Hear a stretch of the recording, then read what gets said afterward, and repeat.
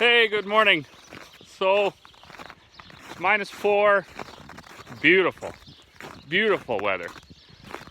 Looks like we are probably the last day and we're gonna start going to -8, -10 and gradually probably get down to about -15. I'm not complaining. I got my new coveralls, debuted them in the video last night. Pretty excited about that. Now I can crawl around like a monkey all over the place and I'm not worried about ripping up my pants. First thing we gotta get going this morning, neighbor brought over his grain truck. Got to get that backed up, get that started rolling.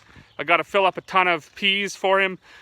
He wants me to mix that into it while it's mixing. So I'm gonna get that all fired up right away and see if we can get that done without a breakdown.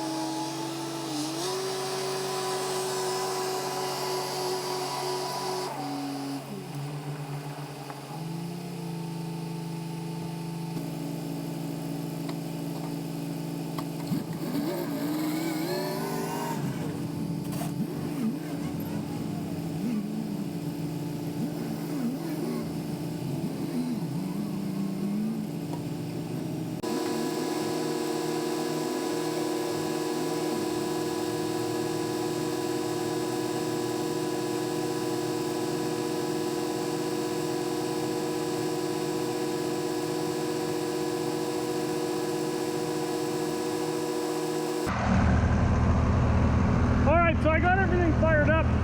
So his cereals are going in here, going through the roller. I'll mix in this additive that he brought. And while that's all mixing, I'm gonna be dumping peas in this hopper up here.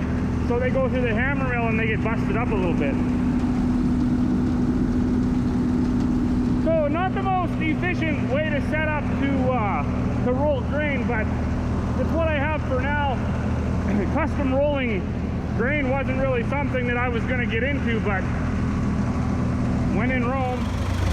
Also, this is the new and improved bag holder opener thing. So I originally had chains and they ran from one side to the other and it was a disaster, and then those chains broke. You've seen that if you watched a few videos ago. Then I went with slings and that actually worked pretty good until I started getting into some full ton bags, like 2,200 pounds. And when I was driving around with them, as it bumped up and down, then the actual cable pulled out of the eyelet clamps that were on there. So I got this. This is actually real chain, so it's good chain. I bought these, I don't know, whatever they are, connector dealios. So it still just runs to the middle, then on this shackle, and hangs nice and straight. Works pretty good.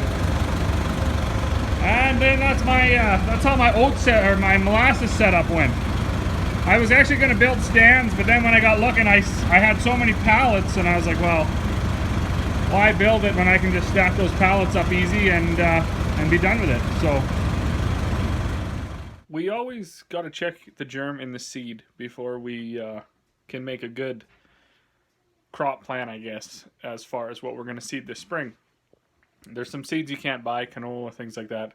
But as far as our peas go, you can clean your own seed as long as it germinates. So we did our wheat and we got 96%. Our barley, it's a malt variety barley, so when you send it to the elevator to get sampled, they do the germ for you, because in order to make malt, it has to be over 98, I think. So we know all our barley's over 90, our wheat's over 90, and our peas, the first one I did, I got like 92% germ, and then my wife did one in this jar. See, I always do it in a Ziploc bag.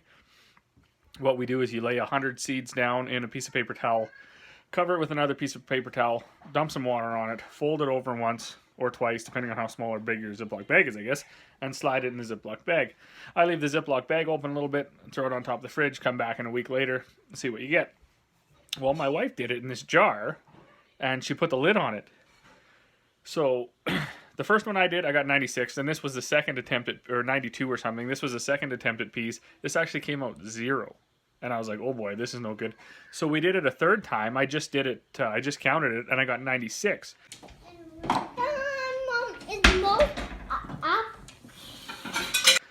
And the last few years, actually, we've been having quite a rough time growing peas. Like we've worked them up. They died or whatever, and it's because the I guess we didn't know why it was. I mean, was it disease in the soil? Was it poor seed? Was it was it?